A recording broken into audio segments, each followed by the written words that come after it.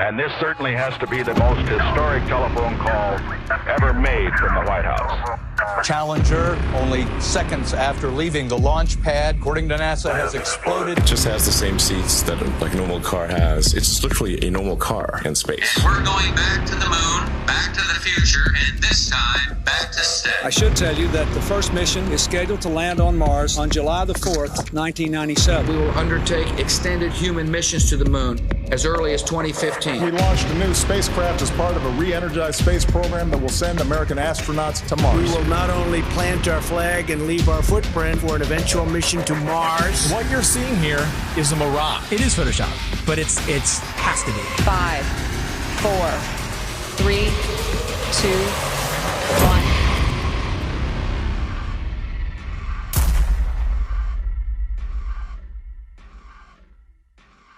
The one thing globe believers need to understand is that you don't just take the spinning ball Earth and flatten it out and put it back in the heliocentric model. Like it's just the only misfit planet and it's flat and the rest of the planets are round. No flat earther has ever said that. No flat earther will ever say that because it's not what we believe. The Earth isn't a pancake floating in outer space, and you will never hear a flat earther say that. And if you would ever actually take the time to study it for yourself or hear a flat earther through, then you would find that it's much different and things would actually make more sense. They've got the narrative control to where anyone that goes to search for this, they're going to see pancakes floating up in space, you know, and it turns people away. Or they see a snow globe. A snow globe out in the middle of space with water falling off the sides, and they're like, what is this? It turns them away. The mainstream agenda was to push their false narrative, all these hit pieces on flat Earth. 2016, 2017, that was pretty much the end of the YouTube era where we could actually find real evidence, real content. Any search engine, the algorithms are suited to their favor. You're going to see all the hit pieces. You're going to see all the stuff that's there to debunk flat Earth. So it's just, it's almost impossible to get the real information. YouTube played their part in it, and not just cherry picking which videos they wanted to show, but deciding whether or not they wanted you to subscribe to somebody. So on several occasions and with several different content creators, I'd press the subscribe button to then find out several days or several weeks later that I couldn't find that content creator, assuming they'd either been deleted or they'd been censored beyond belief. And of course they had been, because my subscription that was previously made was no longer there. And I know that I hadn't unsubscribed to anybody. And then resubscribing, you'd find again that down the line that the same things reoccurred. There's a major campaign by Google and YouTube and all of these corporate lying companies to discredit the flat Earth. Why do they have that disclaimer under every video dealing with the topic of flat Earth, that it is an archaic, antiquated, outdated model that the ancients used to believe in? Of course, the ancients were stupid. They didn't know how to build Gothic cathedrals, and they didn't know how to build cities and pyramids. The problem is, people that think that flat Earth is stupid think flat Earth is stupid because they're thinking of a stupid flat Earth. And they ridicule and make fun of flat earthers. It's absolutely ridiculous. Since 2015, the content providers for Flat Earth have had a living hell.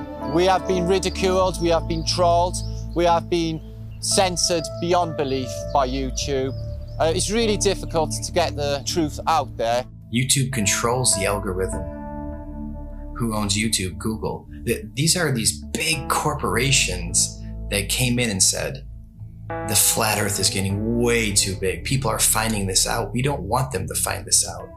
This will just completely destroy our agenda that we've worked so hard for. We're losing it because of our own technology that we created. So they had to get involved. Withholding information and knowledge is a form of control. Now, for new people coming into the subject, if you research Flat Earth, the Google analytic will give you government hate propaganda against the Flat Earth truth. If you go to Google and try to find anything Flat Earth related, then the first thing that's going to pop up is the Flat Earth Society. And that is something that has absolutely nothing to do with this movement. In fact, it's a completely made-up organisation in order to deter anybody looking for some sort of truth.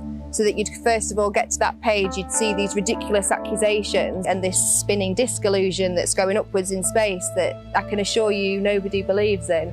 If the globe model was as strong as they claim to be, then there wouldn't be so much concern with anybody talking about a stationary Earth model. Now, everything's fine in court until somebody walks in with a load of shit on you. Everything's fine until somebody out there has evidence that's going to prove you guilty. And that's when you start acting suspicious. That's when you start panicking. That's when you start putting damage control out there, which is inevitably what these bots are, what these trolls are on social media, and of course the algorithms. This is just a new lie that was started in the 20s, and even before then they weren't really teaching anything about the world and where we were. It was just common knowledge. One of the main arguments that globe believers come at you with is we've known for 2,000 years. Aristophanes figured it out with his sticks and shadows. Well, Aristophanes may or may not have been a real mathematician. He figured out the shape of the earth. That would have made him the Michael Jordan of mathematicians, but nobody ever mentioned him in a book until the mid-1900s. What's crazy is I've talked to some elderly people, and they've told me that back in their day when they were in school, they didn't even learn about people like Copernicus or Galileo. Everything's up for grabs at this point. People like Christopher Columbus and any other figure in history could be totally false or created just for some sort of agenda. This is everywhere. We found somebody in Croatia. They said they were teaching flat earth through the 1930s. Most people think that this flat earth versus globe earth has been going back and forth for thousands of years. No, it has not. This is a brand new deception. They come up with these stories, these fictional stories, fictional characters, to reinforce that we live on a ball. All of our globe provers, Galileo, Aristophanes, Copernicus, the pictures of them show that they're Masons, but I contend that we don't even know if they're real. All of our history is a lie. I've met people that said that they were taught flat earth in the early 1960s in school. They were taught flat earth and globe earth, and then it kind of just went away. I interviewed Ruth, a 102-year-old woman, back in February of 2020, and she was taught flat earth in public school in Connecticut. Tell me your name. Ruth Heath. Ruth, and how old are you today? 102. 102. So you were born in 1918. 1918. And we were just talking, and I asked you what shape the Earth is, and what did you say? What were you taught in school in elementary school? I was taught in school that the Earth was flat. Where did you go to school? Elementary school? I went to Spoogland School in Hamden, Connecticut. So how does it make you feel to realize that you were right as a kid? It makes me feel better. It does make you feel better, right? Oh, it makes me feel alive. Oh my God, that is so true. My whole life, I believe, what I was taught. That's and then right. when I discovered the flat earth. You feel better about it. Because we are the center of creation. That's right. We are important. That's right. We are here. We are God's children. And when all the problems that are happening in this world today. I'll give you some good news. A lot of the problems that they report on the news aren't even real. That's right. That's right. They're just keeping us in fear. Keeping up. That's right. That's right. That's right. I understand that. I understand. They just say what they want people to know. That we never went to the moon? That was all fake? Is that right? That's correct. I saw that all happening. Yeah, so did I, and we all believed it, but that was just to reinforce that people to believe they can live on a ball, they could walk on a ball.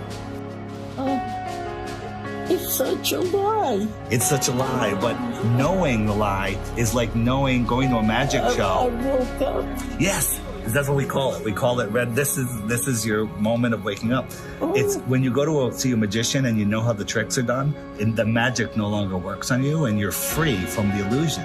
So knowing this is going to free your heart. Cry. Yeah, it's okay. It makes me cry. Happiness. Yes. Tears of joy. Yes. Thank you. All right, Ruth, give me a hug. Here we go. All right. Rockefeller seems to have a role in this. He started the General Education Board and continued being involved with the educational system. The fact of the matter is, the people that have been in control, they're in control now, and they're going to continue to be in control, whether they pass it down or change the name, whatever it may be. But yeah, I mean, whenever Rockefeller's name is tied to something, it's always something to question, that's for sure. That's a huge red flag for me, that they can come in and change everything we know, all of history, and turn it into deception, and keep teaching the deception over and over and over again until it becomes the norm. The same man who said that he wanted a nation of workers and not a nation of thinkers. This was the same person who was found guilty of antitrust violations around the turn of the 20th century, who then went on to get his fingers in all of the education systems, of course with the promise of, I'll give you money, I'll make sure that your school has everything that it needs as long as you push these textbooks, as long as you push these narratives and you push these ideas. I'm going to give you a nation of workers and not a nation of thinkers. And that's exactly what we've become.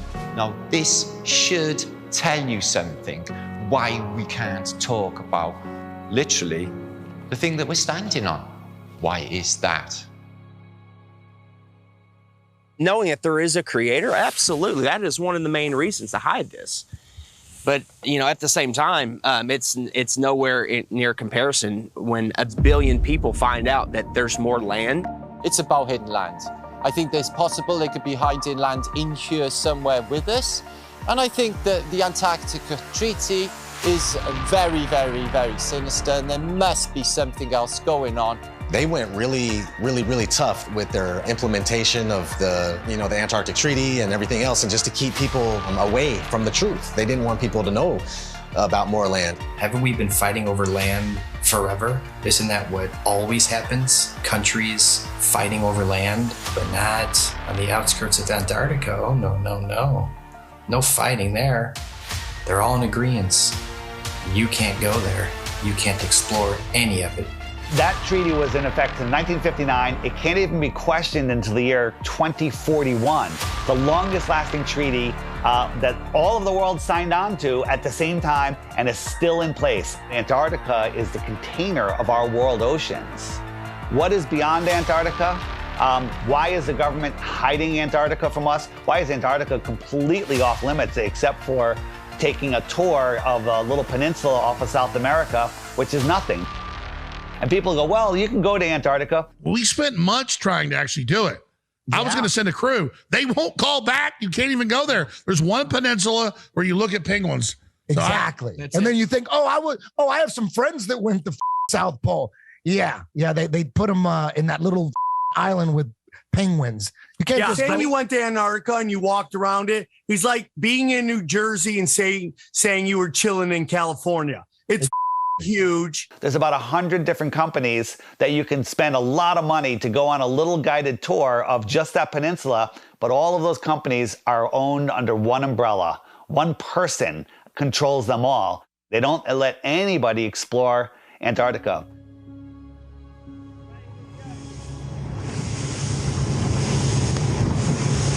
Will be a international headline in about 5 minutes. Australian Navy ship shoots it. Facing our way. Bad boys, shield. Is it? The turret is turning our way. The turret's turning at us. Boy, we should hide Adrian in case they think we're trying to.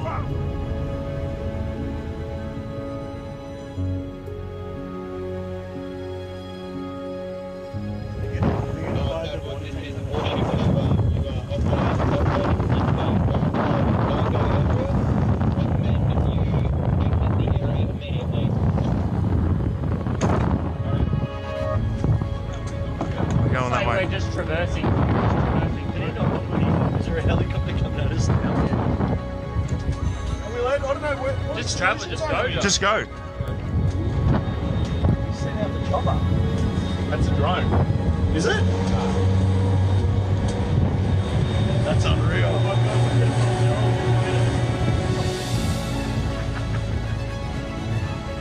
When people say, why the lie? One of the main answers is they're hiding more land. What if we can truly become free. The whole reason for this is because of more land. Because think about it, if there's more real estate, if there's more resources, natural resources, if there's more food for our starving children, if there's more space, more room for us to get away from the trafficking, if there's places where we can go and other civilizations we can be a part of, where they don't charge you for water, they don't charge you for free energy, they don't charge you for property taxes. What if there is more land? Nobody can go explore Antarctica, period. Because if humanity found out there's more land, then the heliocentric theory is gone.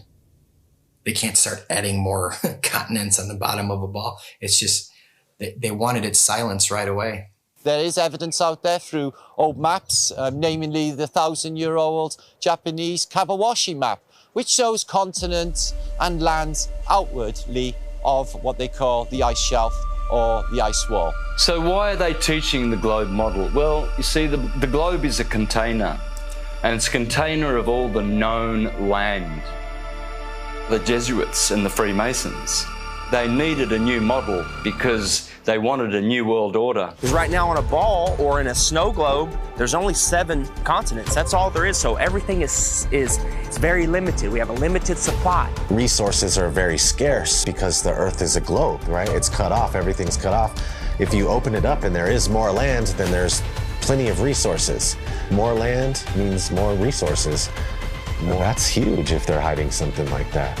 There's a scene in The Truman Show where Truman is like, I want to be an explorer when I get older. I like to be an explorer, like the great Magellan. Oh, well, you're too late. There's really nothing left to explore. Imagine if there's like all these beautiful places to explore still, and finding out that there's all this land, it just opens up the door for discovery again. Have you ever heard of the eyewitness testimony written in the books, The Iron Republic, The Smoky God, Worlds Beyond the Poles? In the late 1800s, there was a series of articles written in Florida Magazine about a politician that was tired of what was going on here, got a big ship and a crew, was exploring Antarctica, and he found a passageway through, and he popped out into the ocean, was lost for about a month. Finally, they found land with a city, and they pulled up, and it was a very advanced, quite different civilization, and very friendly, and they stayed there, and he writes about all the experiences he had there. In the late 1800s, they were talking about more land beyond Antarctica. Remember, the word extraterrestrial means extra land. They're telling you that there's more land in here that they don't talk about. There could be more land in some of the oceans where it's just all blue on the map. Nobody knows. You're not cruising around on big ships or flying over it on planes and looking, you know, nobody's out there charting anything. Have you heard of such a thing as no-fly zones? For instance, you can't fly in certain areas near the Arctic Circle or the Antarctic Circle. The reasons being is because there are lands there that we're not supposed to know about. They don't want those lands to be discovered. All these corrupt systems that are stealing money from us, kidnapping our children, just doing horrible things. They rely upon the cattle staying on the ranch, the slaves on the plantation. That's why Flat Earth is the most important knowledge we can obtain, is because there is more land. Don't look at us and say, go prove it. They won't allow us to go prove it. We're not the lazy ones here. We're being restricted from going to prove this to you. So because of that, of course we're going to speculate. It's a red flag. If that's not a red flag to you, I don't know what is. They won't allow us to go. Allow us to go. If we go and there's nothing there, I'll admit I'm wrong. But all signs point to that they're hiding more land. You have to have permission to do everything. You have to have permission to marry the love of your life. You have to have permission to travel down the road. When we have the inalienable right to travel from point A to point B, you people think you're free? You're not free. You're free-range chickens. That's what you are. You're free-range chickens held in an area. You're not allowed to go past it. If not, you go to jail or you get shot. Stay on the plantation, do what you're supposed to do, pay your taxes, and shut up. Right? Well, if there is more land, and I sincerely believe that there is, then that's the perfect reason to lie to everybody. And it's not just about hiding a place for more resources and where else we can go and dig for gas and gold. It's not about that. They're hiding freedom. They know that as soon as we all find out that there's another place to go without dictatorship, that we'd be gone. There's endless amounts of everything, and there's so much more land out there, and there's many places to explore, and they just want to keep us here in the middle of the pond, stuck here thinking that this is all there is. What happens to the price of gold and all natural resources if there's more land? Gold can't go to $1 an ounce. Gasoline can't go to 20 cents a gallon. We can all have, you know, thousands of acres of land to ourselves. The whole system crumbles. The entire system crumbles, period. On the other hand, we have the North, which is also off limits. I went on my first official trip. I was going with my father and my grandpa Sinclair up to the North Pole. It was a very glamorous destination. I figured I was finally going to be let into the reason for the existence of this high security Arctic base. That was exactly right. We drove slowly through and past the buildings on a special top secret mission. And that's when I understood just how powerful and wonderful my father was. The North Pole is a biggie. It's always been in my mind. I've juggled with the idea, is there hidden land? Could they have possibly hidden a continent in the Arctic Ocean, which is seemingly an ocean? They could hide land there. Many, many old maps will show you the Hyperborean, 4 continents, and in the center, Axis Mundi.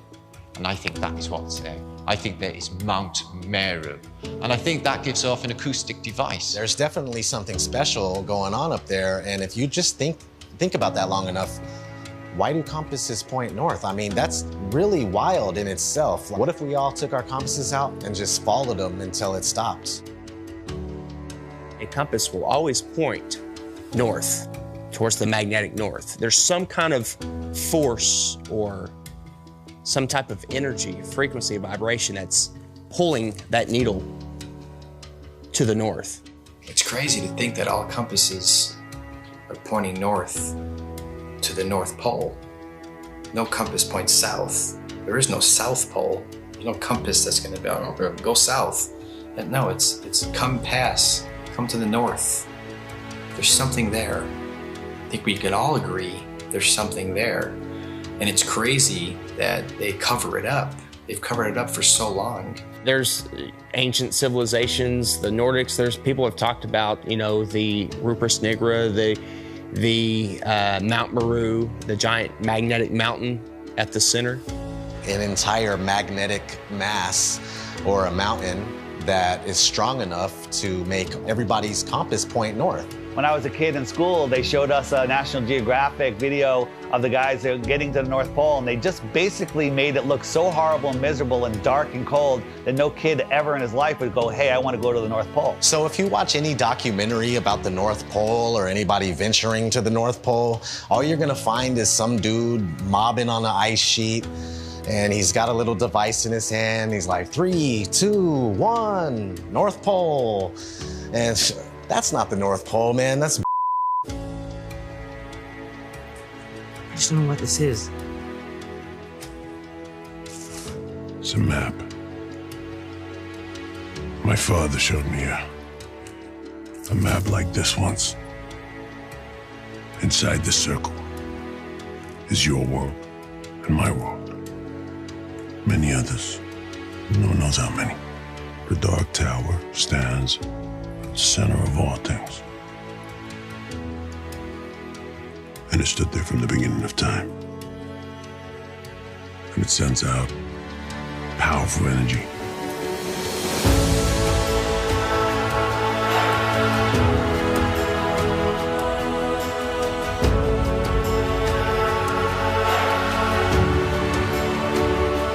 I think that there's possibly a North Pole hole, part of the electromagnetic torus, which gives off a green light, which you see as the Northern Lights. The North Pole is the center of the Earth. It is a hyperbola. Because we live in a toroidal field solar system, there must be a plane of inertia intersecting it in the middle, and there must be a hyperbola, hourglass, in the middle. In the Srimad Bhagavatam, Canto 5, it calls this Mount Meru. And why are we not allowed to go anywhere near there? Well, simply because you cannot go there. It is a magnetic toroidal hyperbola. Therefore, there is no way that you can fly anywhere near the North Pole in the center of the Earth. Admiral Richard Byrd said he found more land in the north as well as the south. There's a book called The Smoky God of a father and son that ended up finding more land in a race of giants with technology beyond your wildest imagination. Cartographers have charted, maps with land in the center, where all compasses point. There's just a lot of evidence pointing to more land. So yeah, 100%, I would put my life on it that there's more land at the north. It's just as heavily guarded as the south. Can't like go check the north and yeah, let me go check. I'll take some pictures and videos and come back. You're not even gonna get that close. You're gonna be turned around, the same as the south. All the way up until the 1600s, they had 4 land masses around the North Pole region. And right after the 1600s is when it slowly started disappearing until finally it was all gone. And you can verify this for yourself if you just go back before the 1600s and look at maps of all sorts. You'll see these land masses on each one, and then sure thing, these land masses just started being deleted from history. So what are they hiding at the North Pole? If we sit back and observe all of this evidence, this eyewitness testimony, the verdict would come back guilty. It would come back guilty. Okay. You are moving 1,000 miles an hour as Earth rotates. You are moving 18 miles per second in orbit around the sun, and you don't feel any of that. Okay? Okay. You don't feel any of that. If it's trying to fling you off the Earth, okay, but the force of gravity is resisting back, by what force is it trying to fling you off? That upward centrifugal force subtracts from the gravitational force that the Earth is trying to put on you. It subtracts. Okay. So Chuck, what do you weigh here and now? 192 pounds. Yeah. I'll give you the 190 pounds, okay? Okay. So if you do the math, you run to Ecuador, because we're in the Western Hemisphere, so let's stay there. You run to Ecuador, you will not be 190 pounds. You'll be like 185 pounds. What? That's how significant it is. That's if I did my math correct, and I think I did, there are pounds less that you weigh for living on the equator than for living anywhere else, simply because the spinning Earth is trying to fling you off. Nice. Yes. Yes. If the Earth is spinning at 1,000 miles an hour in a curved trajectory, we're dropping at a rate of miles per minute. But somehow none of that inertia affects these rocks here, which are perfectly balanced. The fact is, the Earth is stationary, and that is scientific, not pseudoscience. In 1879, George Airy, astronomer royal for 49 years, who did a telescope experiment and proved that the Earth was stationary. Then we have Parallax, also known as Rowbotham, who carried out an experiment in the late 1800s on the Bedford Levels experiment, where he went at a distance of 6 miles, which should have showed up some sort of curvature of around 16 foot. No curvature, was seen at all. Then we have Michelson, Morley and Sagnac in the early 1900s with their interferometers using light instead of telescopes this time. And with their interferometer experiments, they proved that the ether over the Earth, the field, is moving and the Earth is stationary. We also had Michelson Gale. They did an experiment in the 1930s and proved that the Earth is stationary. One of the greatest science experiments of all time, in my opinion, is from Marconi. Marconi in 1901 set up transmitters to send radio waves, like signals, wireless signals across the ocean, Atlantic Ocean, okay? So he has one set up in Europe and one set up in Canada, okay? And they're sending signals, I think the letter S was the first one, boom, whew, and it worked. Almost 2,000 miles across the ocean, they got the signal. There's no curvature. You're talking about 600 miles of curvature between the 2 points. But it worked because all water's level. I don't even know if he was trying to talk about that at the time. It was just more about his technology that he was coming out with. And have you learned about that in school? No. Then we have Pierluigi Ghina, a colleague of Marconi. And before he died, he showed people in his laboratory how the Earth is stationary. You can go to my channel, Mr. Astrotheology, and you can see videos of Mr. Pierluigi Ghina proving in his laboratory with strobe lights how you can prove quite easily that the Earth is stationary. Every scientific experiment throughout time looking for axial rotation or curvature has proven the opposite. They don't teach this in schools. Any observation, when you go outside on a calm morning, you can see a perfectly glass lake. And your senses will tell you that, nothing is moving. We, stationary Earthers, we have science, real science, on our side, and the globies have pseudoscience. In fact, all they have is Einstein saying, I have come to believe that no optical experiment can prove that the Earth is moving. And yet, the Earth is moving. Science! Yeah, Albert Einstein. I always recommend people go watch Albert Einstein in his interviews. He's reading cue cards. He's reading notes that someone handed him, kind of like people on TV nowadays. There is no optical experiment ever been conducted that can prove that the Earth is moving. The Earth is spinning at 1,040 miles an hour. You can't feel it, you can't measure it, you can't observe it, you can't repeat it, but trust us, there's not one experiment that shows the Earth is spinning or moving whatsoever. There is, however, an experiment that was proven in Behind the Curve. Bob Nodell was talking about the ring laser gyro, showing that there is apparent 15 degrees drift throughout most of the day. When we turned on that gyroscope, we found that we were picking up a drift, a 15 degree per hour drift.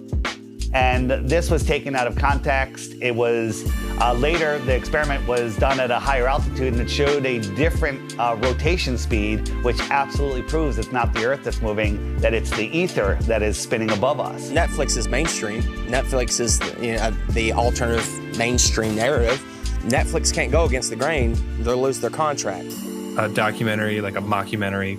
I'm sure someone watched our movie and was like, whoever made this movie is a government shill, and they're just trying to hide it.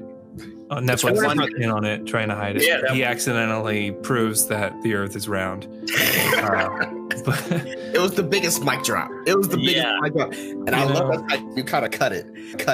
The thing is, we have technology that is outrunning their lies. Now we have time lapse. Ooh, imagine that. We have time lapse where we can point at the sky, and year after year, day after day, hour after hour, the sky's spinning.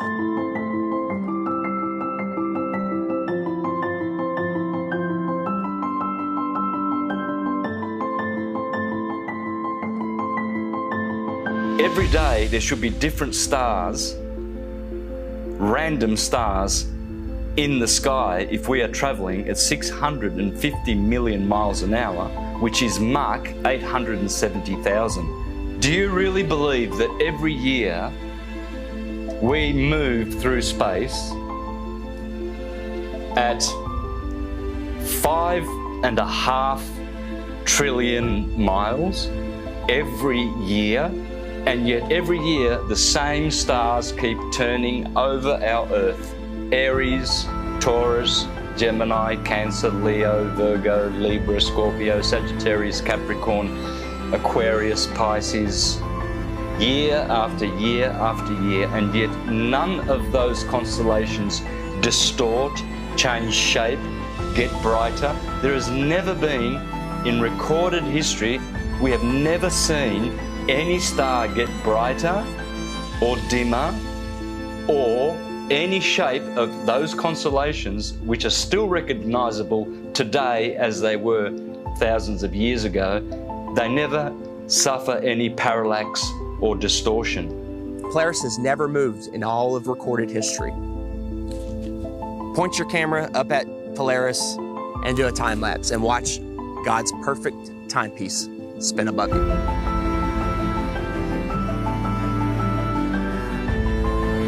And we move 5,694,000,000 miles through space every year.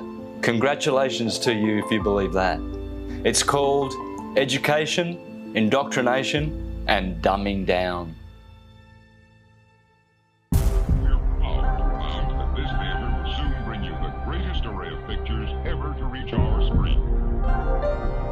If you look back in history, you got Universal, their company. They started off with a logo with a globe in it, but it wasn't until like the 1920s that they actually had the motion one where it was a spinning globe. And they actually had an airplane in the early ones, like leaving a chemtrail that said Universal, which is kind of funny. Nobody has been high enough to even see what it looked like. They were definitely trying to instill the image of a globe in people's heads because obviously early on in the movie industry, they were one of the most popular companies to make movies, so people were going to the theater and seeing this globe. So they're showing you a globe before every single movie to program your mind. They were showing this globe before they even went up there to see what it was. I think the first man ever to go up and check is Picard going up there. I mean, that's a story we're not taught in school. From the practical point of view, Professor Picard's experiment is of the highest possible importance. These timelines, these dates, these are facts. We got Auguste Picard coming out in the 1930s in an actual publication by a science journal saying that the Earth looks like a flat disk with an upturned edge. Besides Universal programming you, you had Walt Disney programming you with space documentaries for almost 15 years straight. Some pretty crazy propaganda in the 1950s. There was one called Man in Space. He's talking about taking men to the moon in a rocket. And then if we cruise on, we got Richard E. Byrd. He goes on Longines chronoscope and he's sitting down and he's telling people. Strangely enough, there's left in the world today an area as big as the United States that's never been seen by a human being. Shortly after Richard E. Byrd did that interview, they put the Antarctic Treaty in place. And then 1 year later, NASA is established. Almost 0 hour at Cape Canaveral, and enlarged 16mm pictures show a monkey specially trained and conditioned for voyaging in space. 2 monkeys had been selected for the job. They called them Abel and Baker, A and B, of course. In fact, the monkeys came down safely near Antigua. Reported none the worse, after blazing the trail for human space travel. They come in and they're the gatekeepers for your mind. Like, they're making sure that people think that they live on a spinning ball, and that's their sole purpose, that it has always been their sole purpose.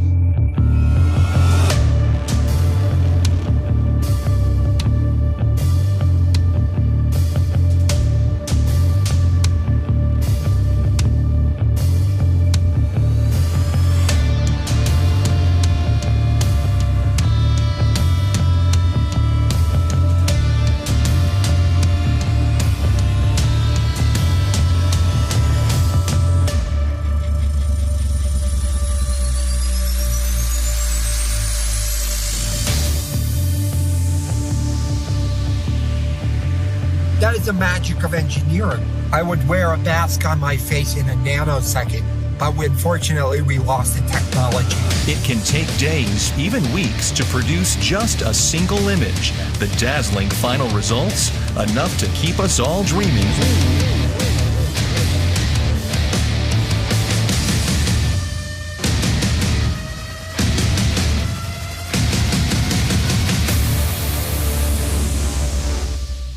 NASA is hiding the frickin' flatness of the Earth. Why?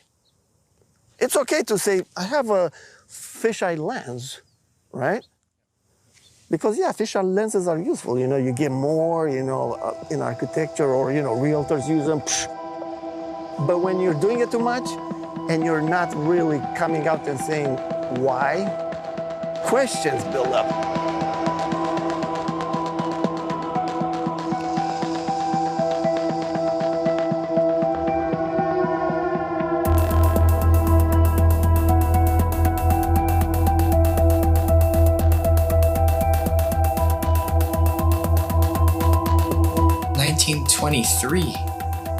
A fisheye lens was invented. So these space agencies had a heads up already. And the fisheye lens was originally, I think, $27,000 to purchase. And this is in 1923. I mean, today that's about, what, 100 grand, 200 grand equivalent in cost? And people would tell me, Hibbeler, I'll give you that. NASA is a lying government entity, right? But what about Red Bull? Red Bull is just an energy drink. And I saw Felix Baumgartner jump out of a space capsule. Flat Earthers did a great job of debunking that. Of course it's a fisheye lens, it's not even a question.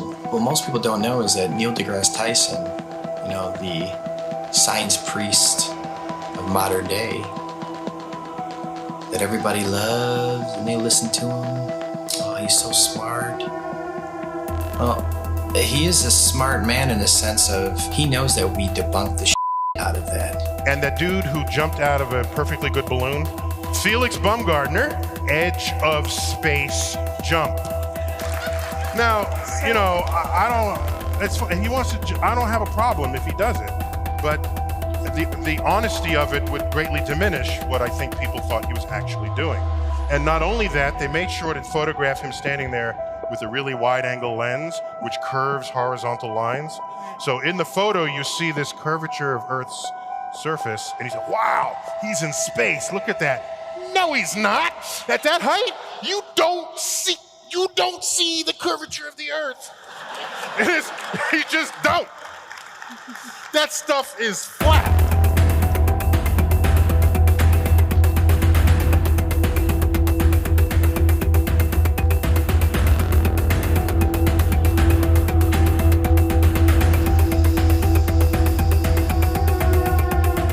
So much pressure on Neil deGrasse Tyson to come clean.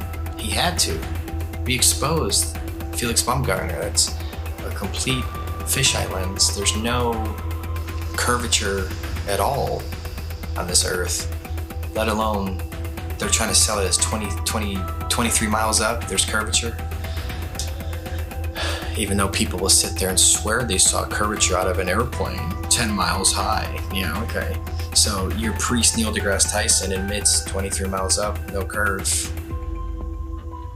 How do you feel about that? All right, maybe you say that's no big deal. Okay.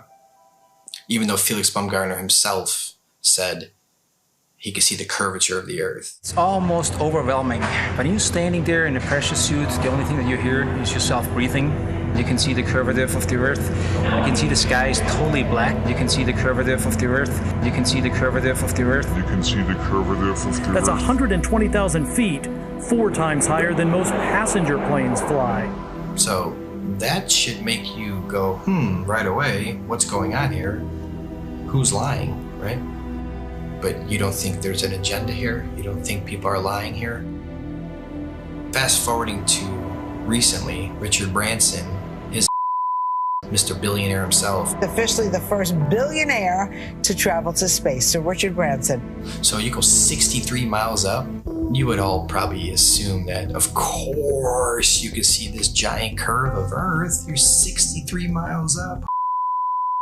Richard Branson supposedly goes up 63 miles, even though it's nothing but fisheye lens footage. We exposed that.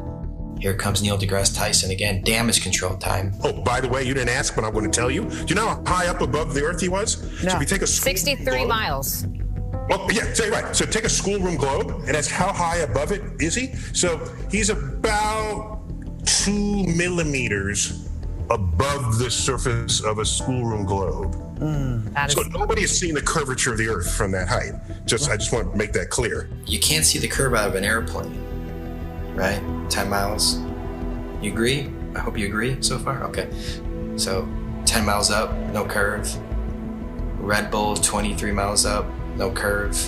Branson, 63 miles up, no curve. So where is this curve at that you swear by?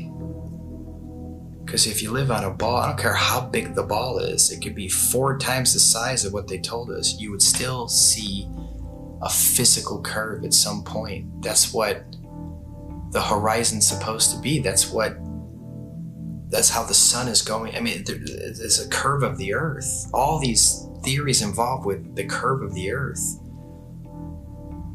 get thrown out the window. That's what happens with a new company.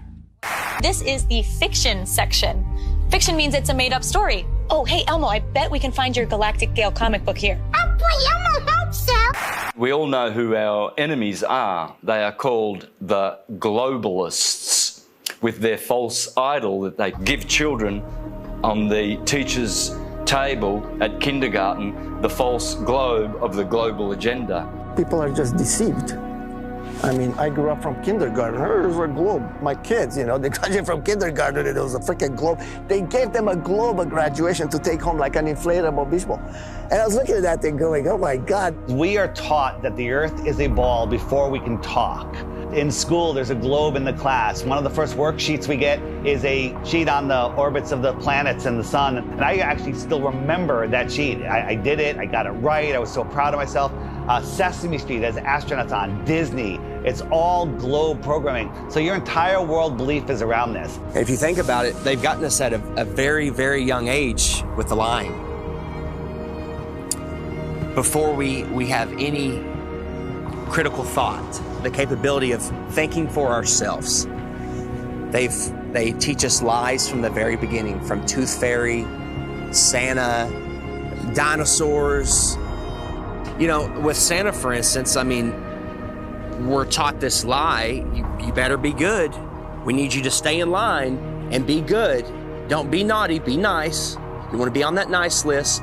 Santa will come and bring you these material gifts, and then fast forward, you find out Santa isn't real. For 5, 6, 7 years, however long the lie went on for, you've been conditioned a certain way, to act a certain way, so you'll fall in line. You'll do exactly what mommy and daddy tell you, what the teachers tell you.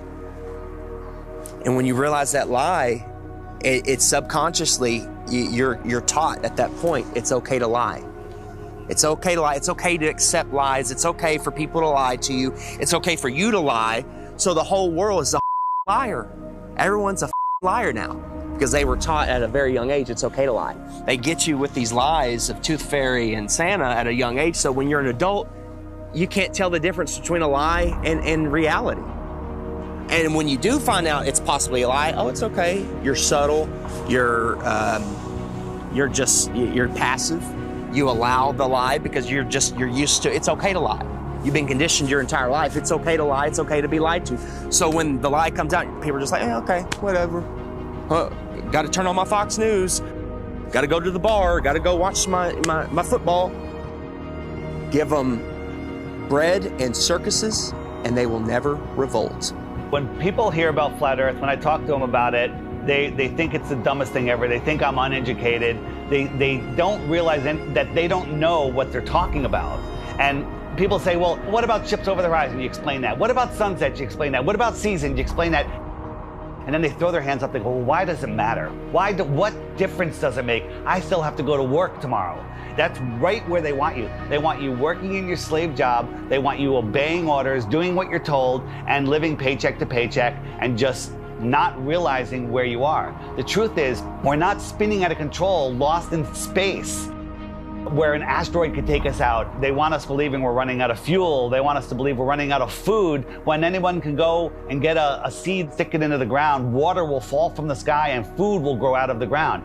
There is no shortage of water, food, space. Every American family could have a half an acre in Texas and the rest of the country would be empty. They're lying about everything. You let your kids get raised and taught by other people that you don't know what they're learning. Everybody's disconnected.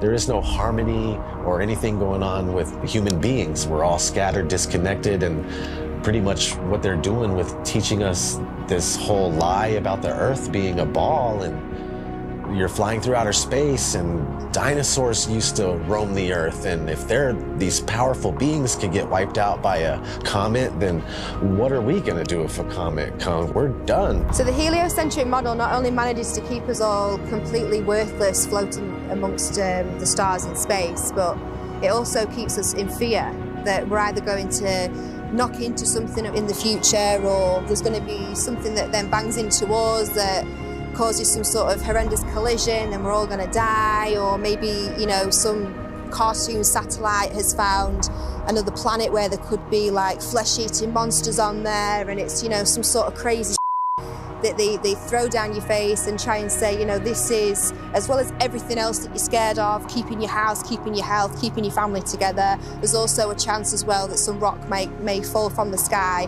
and kill you tomorrow. Another thing people don't know is that not only in 1920 did Rockefeller change all the textbooks and come up with his own agenda of what they want you to know, but there was a man named George Lemaitre. I felt like, you know, Einstein passed the torch to him or something. They were good friends, apparently, and George Lemaitre was a Catholic priest. Yeah, a Catholic priest. And in 1920, he said, hey, we came from a Big Bang.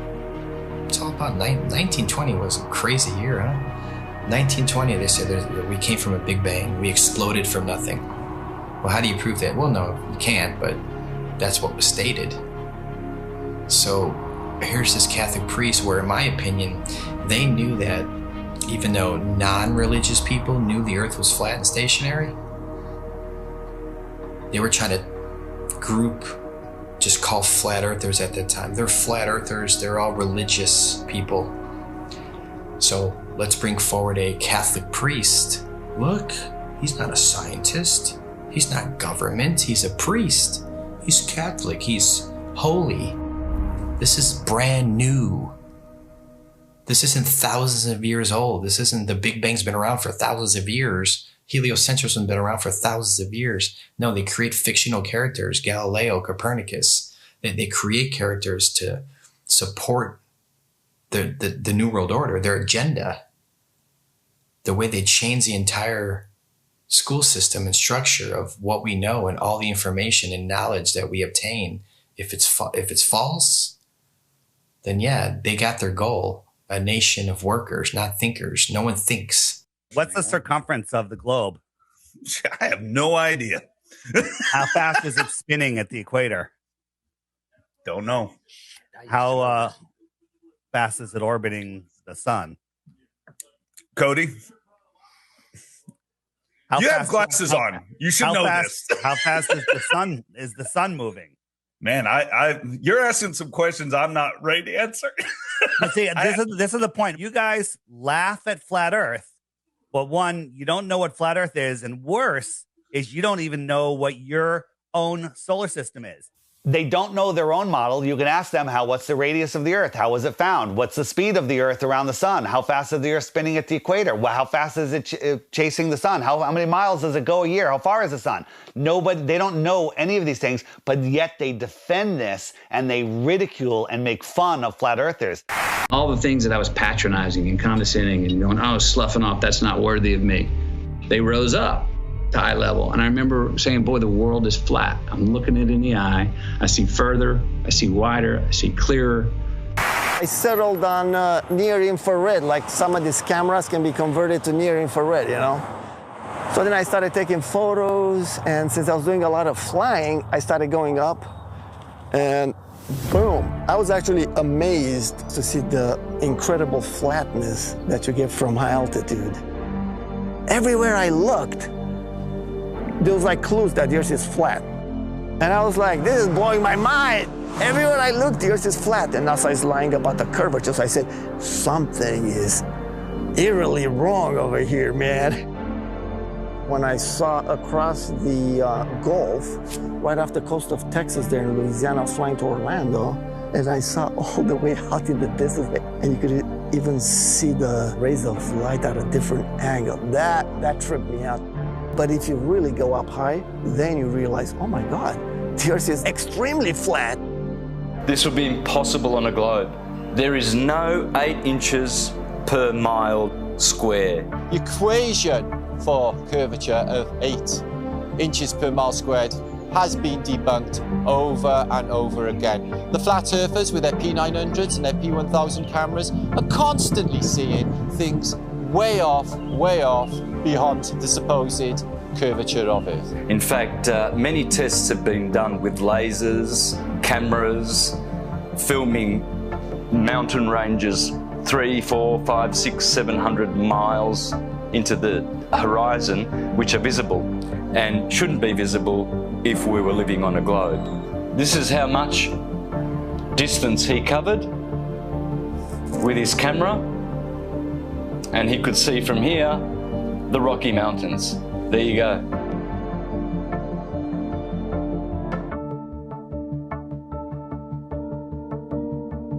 There is no 8 inches per mile square. There's no way you can see 500 miles on the other side of this ball. There's no buildings that are curving backwards. If point A to point B, you're on a ball, you know, they're not gonna be flat up and down like on our flat Earth. They're gonna be like this.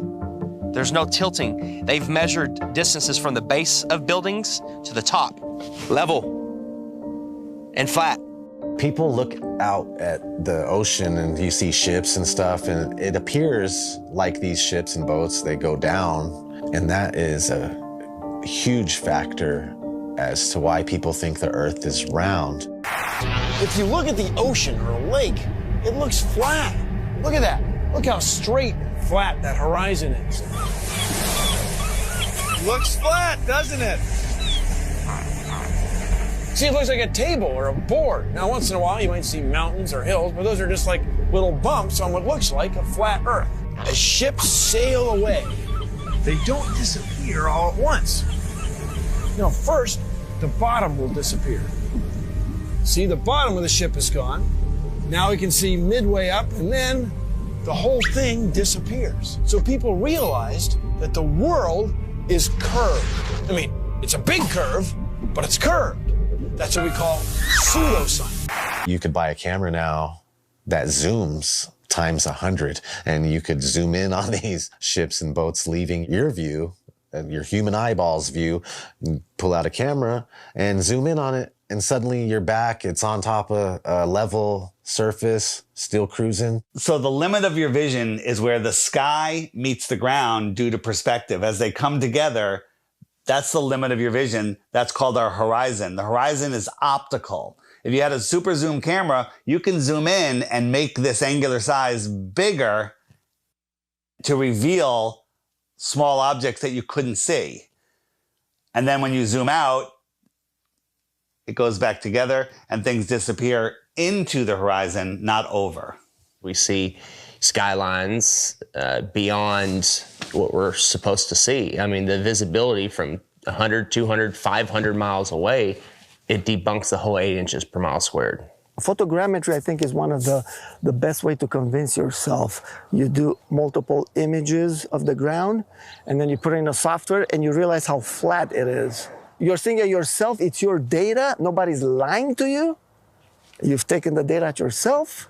It's not Jtolan that's trying to, troll you. Like some people, they're like, he's trolling people, man. And it's not SpaceX or NASA doing it either. It's yourself. Yeah, it's yourself. You're doing your own experiment. Many times when you're looking out over water, there's waves. Well, those waves will block entire city skylines. If this was a wave right near me, if my face was a city skyline, it blocks just the bottom, But if that wave was closer to you, it blocks much more of it. It's all perspective. And I thought I wasn't going to get anything that would beat this until I found this photo from Grandmere State Park. This is from Joshua Nowicki. And what you're seeing here is a mirage. Typically, we would not be able to see this. This image would be viewable from much, much higher in the sky, up in space. The story has been one of the most viewed stories on our website ever. They say my explanation is a cover-up. A cover-up to their belief that this picture is proof the Earth is flat. The one goal I had was to prove that what people are seeing from the other side of Lake Michigan is not a mirage, that they are actually seeing the city. What do you think, Skiba? I think it's amazing, dude. It certainly did. It's not a mirage, I can tell you that. No. Our focal point was the Sears Tower, Which is also known as the Willis Tower, right? Yes, the Willis Tower. The Willis Tower, and we can see it the entire time. We can see it the entire time.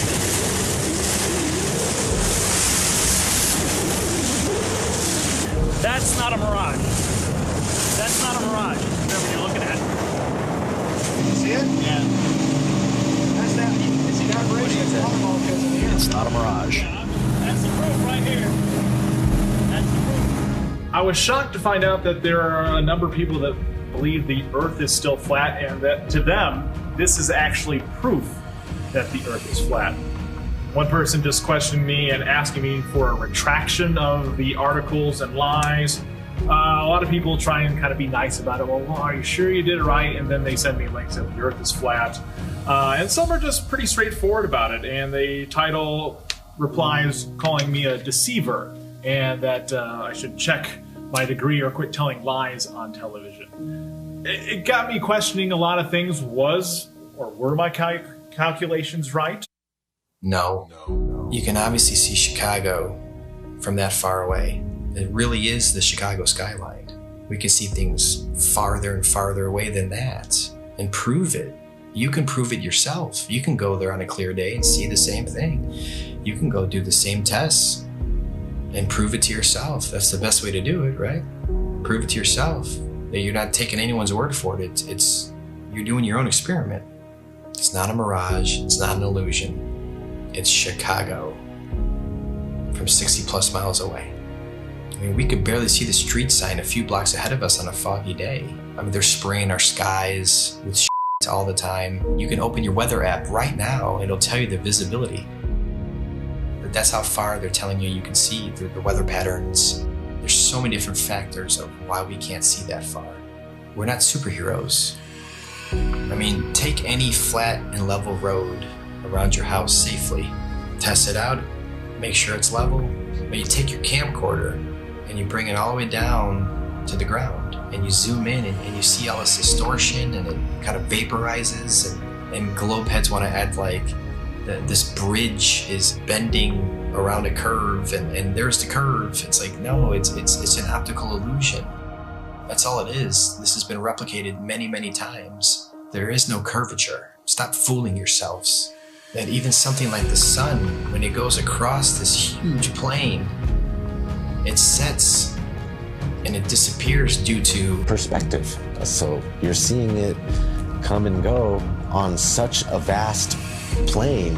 It's so huge that the sun could come through and go so far away that it just goes out of your view and behind so many false horizons, i.e. mountains, trees, forests, city buildings, just really tall things. Keep in mind, the sun is much smaller and close.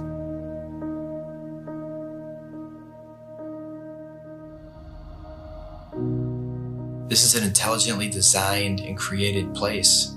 As the sun, moon, and stars are rotating around, knowing that we can only see a certain amount of light, I think like 1%, there's only so much light our eyes can actually see. Unless you're on like DMT, I'm sure you can see way more lights. But naturally, we can't see that many lights in the sky.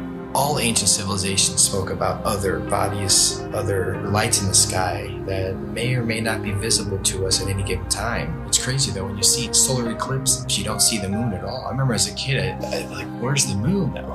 And it's like you just see this black circle and then everything goes back to normal, it seems like. It's like, what the heck just happened? On the total eclipse of the sun, the shadow that the moon casts on the Earth is only 70 miles wide. That is impossible, but then they come up with umbra and penumbra, and it's just stuff to confuse your mind. We have an infinitely far sun sending diagonal rays from the side and straight rays from the middle, where they cross each other. It makes absolutely no sense. I went live a few years ago on YouTube during the 2018 eclipse in the United States.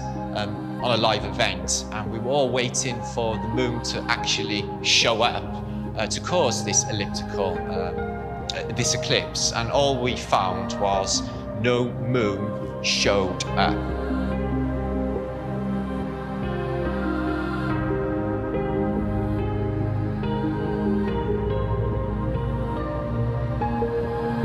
So that blew my mind, to think that there was actually no moon visible, yet this effect of the sun literally being covered by an object I had witnessed. Why can't we see the moon approach the sun, eclipse the sun, or exit the sun? And we don't. We just see a black circle eclipsing the sun. We never see it next to the sun. Now people say, well, it's because the sun is so bright. When the moon is totally eclipsing the sun, you should be able to see the features on the moon. You should be able to with a regular camera, with your regular eyes, with an infrared camera, but it has never been seen. There's only been anti-flat earthers that will fake an image and fade it into a picture of the eclipse. There's no video of it. Think about what an amazing video would be if they could film it from the International Space Station or from the moon itself. Never happens, because I don't believe the moon that we see is what's eclipsing the sun. There's lots of ancient mythology about other dark bodies. There could be anomalous bodies up there. They're not actually visible to us. A celestial body that we perhaps can't see, because there's on the spectrum of light, we can only see 1% of all the light rays, gamma rays, X-rays. We can't see these certain frequencies and energies and lights. What happens is the sun is eclipsed by the so-called moon, but it's not the moon, it's actually the north node. There's been, times documented in the past where there's, this eclipse, and the moon's supposed to be eclipsing, and there's no moon anywhere in the sky. Nowhere. Anywhere. That makes absolutely no sense. So there's got to be another celestial body. The oldest ancient symbols, and it's the black sun, a celestial body that we perhaps can't see.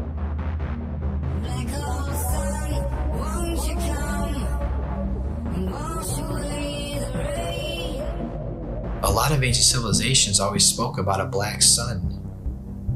It's like, why are they talking about a black sun for hundreds, if not thousands of years? And that information now is turned into, oh, the black sun is an evil thing. It's like, well, yeah, of course, that's what they're selling it. They're selling it to you as an evil thing to stay away from it. They already don't want you to like the real sun in the sky. They push it so far away. They want you to not care about it. There's a reason it's close to you. There's a reason it's here for us. There might be more suns and moons on the outskirts of Antarctica, on the outer lands. There might be more suns and moons. There might be more suns and moons in our world here, but we just can't see it. And you talk about the seasons itself. Seasons prove the Earth is a stationary plane with a local sun. When the sun is circling over the Earth over here in the Tropic of Cancer, these people here, they have summer. But 6 months later, the sun is over here. It's going around over here. So Australia down here, and South Africa, and South America, now they have summer, because the sun is local.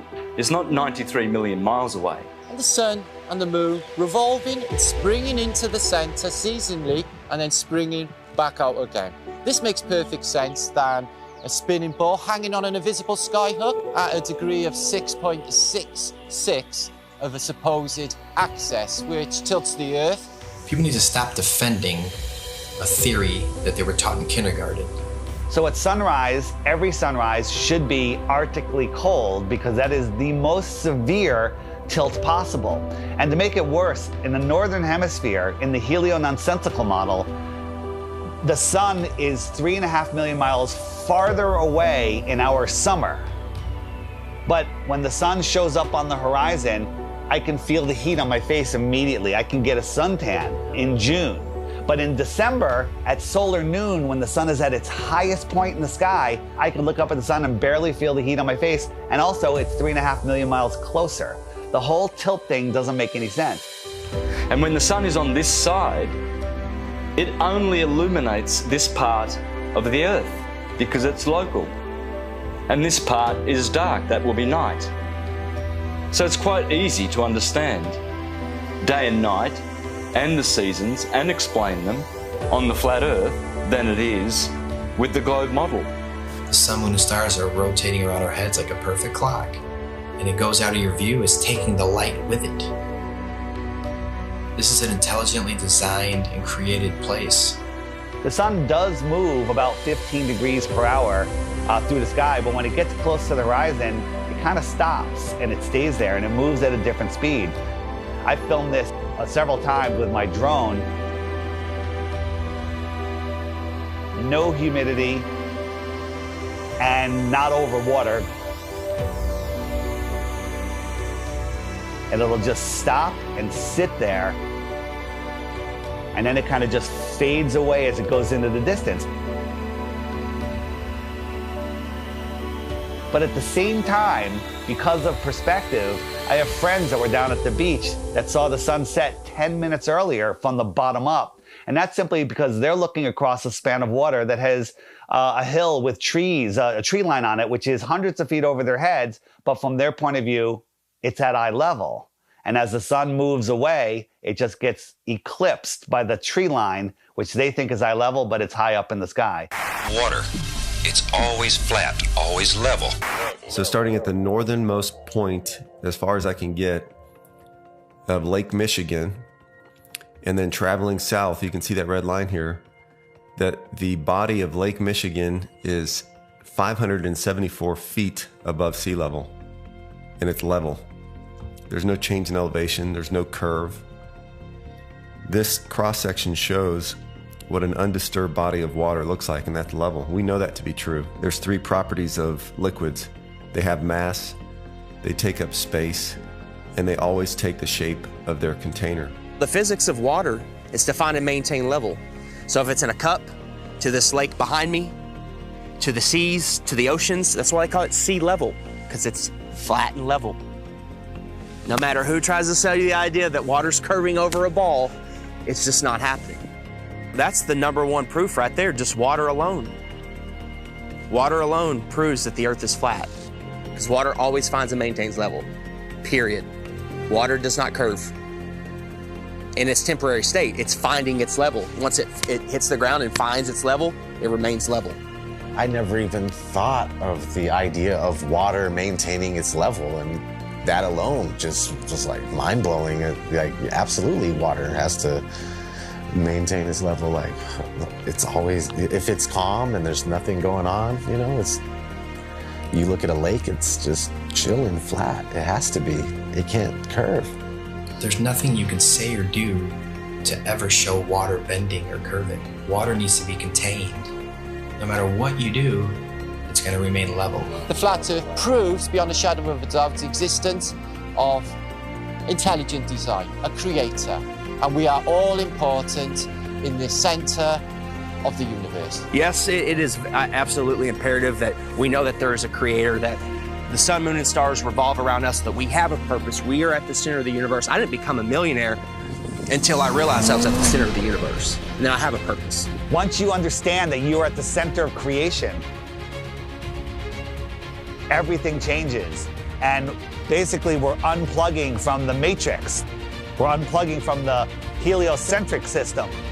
And when you do that, the rulers of this world, you unplug from them. You stop feeding them what they need. They want your fear energy. They want your labor. They want everything from you. And people unknowingly just keep giving it to them. I don't want my children to be lied to. And I don't want my grandchildren to be lied to either. So if this is going to stop, it starts with you and I. You know, they inherit all this stuff. You go to school and they teach you. When I was in grad school, man, I was shocked that most of my classmates were not really interested in learning. They were interested in passing a class. On the one side, tens and tens of scientists proven that the Earth is stationary, and we have nothing on the globe's side, so the Earth is stationary. No one thinks how easy it is to do this, and they pulled it off, unfortunately. But we're here now to completely reverse this, and people hate on us from the left and from the right. Everyone hates on us. Like, shut up with your flat earth stuff. It's not important. It's the most important thing. It opens the door for everything else. You want to know the truth? You have to know where you live.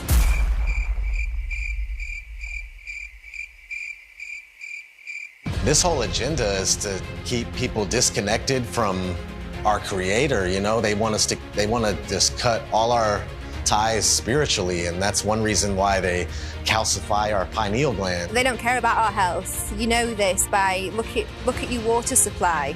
Even the water that you'll drink yourself when you go and buy bottles of it, it's got chlorine in it, it's got fluoride in it. These are all chemical waste products that they then rebrand and put in our drinks and tell you, oh, well, it cleans it. We'll also take away all of the medicine that's kept people alive and well for centuries. And they'll tell you, oh, no, that's not good for you, that's not safe for you. Here's our product, here's our petroleum-based medicine that they've been pushing on us for the past 100 years. And of course, look at people's health, look at the world's health. Are we a healthy nation? Is any nation a healthy nation? No. And who's in charge of healthcare? The governments, the corporations. So it seems like everything that they touch turns to shit. So why do we allow them to touch everything? Stop defending Rockefeller, Rothschilds, all these goons, these people that want the New World Order, the modern day people, Bill Gates, Schwab, all these people that they're pushing for it and they feel like it's almost there. And we're sitting here fighting it. We're sitting here trying to wake the world up so we can have a peaceful and loving world again. And you're attacking us. Whose side are you on? We're trying to take these evil entities down that suppress our knowledge. We're trying to give knowledge back to the world so we can become powerful again. If there's more land, if 1 billion people found out tomorrow that they can all go to outer land space and visit other tribes and civilizations and explore technology and animals, the whole system would crumble. And I know there's a lot of people out there, celebrities, people with big shows, big names, with big followings that know the truth of this world, and you're keeping quiet just to protect your little empire. Well, now it's time to say something because the empire is falling. If we don't do something now, all of this is going away, and they're taking over this world. So speak out. It just takes one celebrity, one person with a big following, and then it goes viral, and then the entire system collapses. All of this world control is based on the heliocentric lie.